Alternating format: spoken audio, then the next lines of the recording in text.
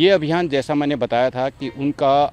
एक तरह से सेफ हेवन मान रहे थे कि कभी भी फोर्सेज यहाँ नहीं आ गया था कि ये कुछ दिन का होगा, पर जैसे जैसे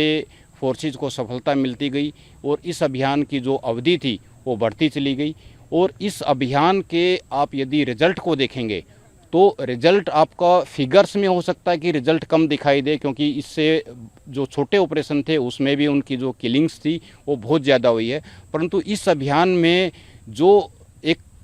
आप ओवरऑल इस अभियान का एक देखेंगे तो उसमें हमने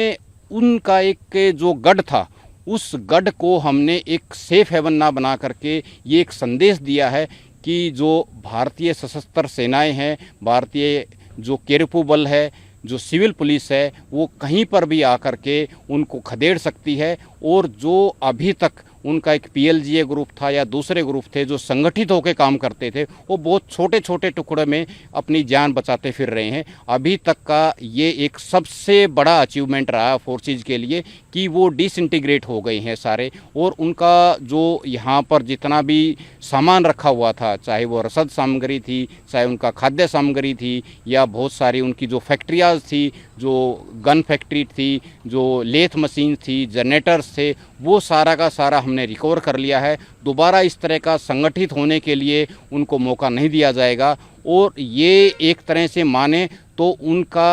रीढ़ की हड्डी जो इस पहाड़ को मान करके अपना सारा का सारा वो कार्यान्वयन करते थे, सारी जो यहाँ से तकनीक बना करके दूसरे छोटे छोटे ग्रुप में बांटते थे, और वो जनमानस को नुकसान पहुँचाने के लिए, फोर्सेज को नुकसान पहुंचाने के लिए, आम स्कूल को तोड़ने के लिए, रास्ते को बर्बाद करने के लिए, उन सब में वो सफल होते थे। उस सफलता में वो लगभग अब नाकाम रहेंगे।